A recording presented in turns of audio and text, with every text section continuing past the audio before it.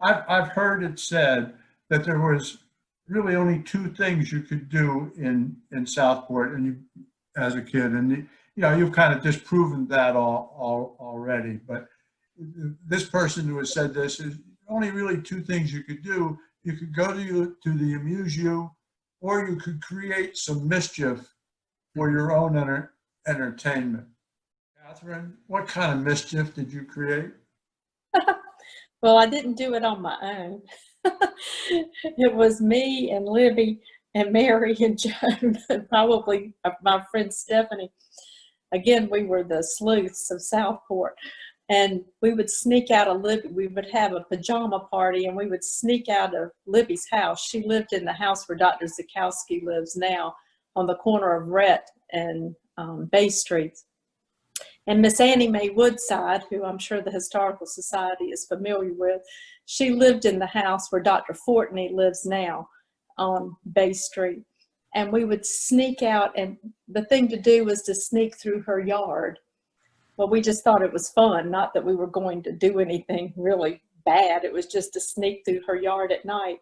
And one night we were on the fence between her house and Dr. Templin's house because he was out of town.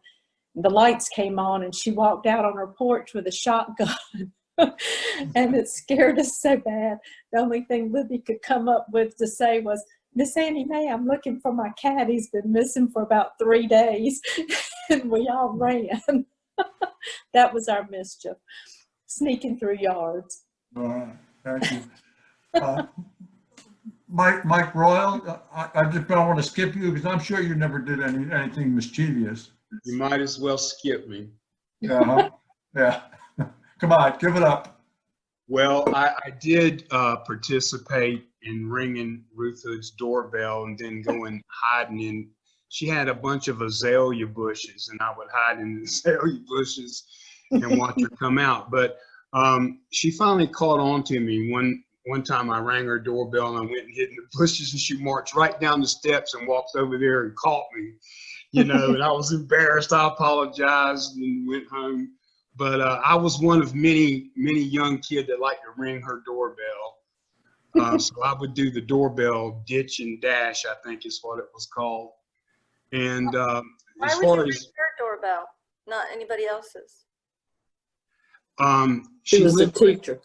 Yeah, she was a teacher, well known in the school, well known in the school. She was tough. Yeah. She was like Joan Crawford and Mommy Dearest, and she kind of looked like her. So. Yeah, that's a good, yeah. We were scared. My father had the Exxon, or I guess it was Esso station then, where the golf cart sales are on the corner of Leonard and Atlantic. And I can remember every Halloween, my father had to wash Ruth Hood's car because it was egged. I mean, it was a green car, but when he had it in the bay washing it, it was yellow. And it was every year. It was a lime green 1957 Chevrolet Bel Air. Mm-hmm. I'd like to have that car right now. She caught a lot of grief. I guess she was a good sport about it, but she was tough. So.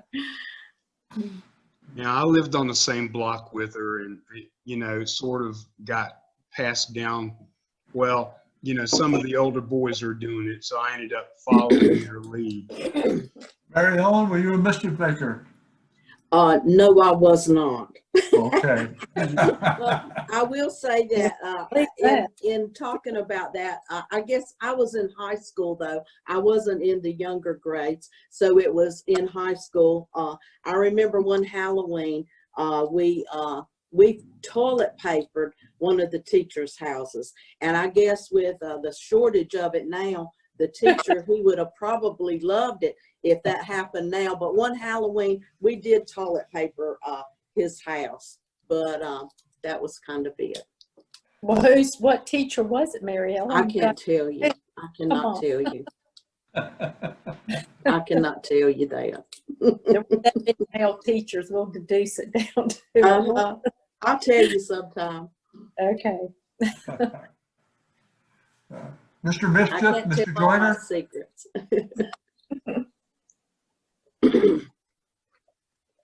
Well, mine was a little different for anybody, especially people in Texas, have heard of a cow chip war.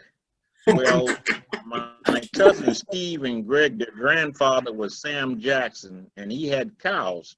And so every once in a while in the summer, when we got bored playing what we call two-man baseball, because there's only four of us, we would go have a cow chip war. And every once in a while, one of us would get one that was semi-dry. And if you've ever been hit with a cow chip that's semi-dry, you'll know what I'm talking about. And we always did things sort of like that. We had to be a little bit creative because not living in Southport, we were not allowed in Southport, not because we wasn't old enough, is our parents and grandparents wasn't going to let us go that far. So we wound up going over to Mr. Sam Jackson's house. And it's when you're going down, I think it's 87 133. It's on the left side, just as you pass the bank and the, I think Hardee's was out there. So the cow chip, the idea was to get the dry ones. But every once in a while, we get a wet one. And you don't want to get hit with a wet cow chip. Okay. So I understand Bob, that I'm sorry. This Mary Ellen, I do have one story because if I don't tell it when we get off, my brother will say, "Why didn't you tell this story?" One of the, I guess it was Mischief, and I was pretty young. I was not in school yet. When my mother would go to the grocery store, of course I was younger and had to go with her, and I remember sitting in the buggy. Well, my treat, I always got a Coca-Cola. You know, in the South we don't say Coke, we say Coca-Cola. Anyway, I got a Coca-Cola in a little small glass bottle. That was my treat so that I would be quiet and be good while she was able to shop and put her stuff in the cart.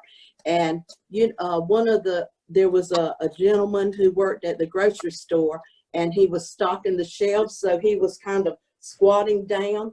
And you know how when a man squats down and he has his shirt tucked in, his belt kind of gaps open at the back of his shirt in the back? Well, I poured that Coke in the back of that little tunnel there between his belt and his shirt. And my mother said he jumped about 20 feet when I poured that Coke in.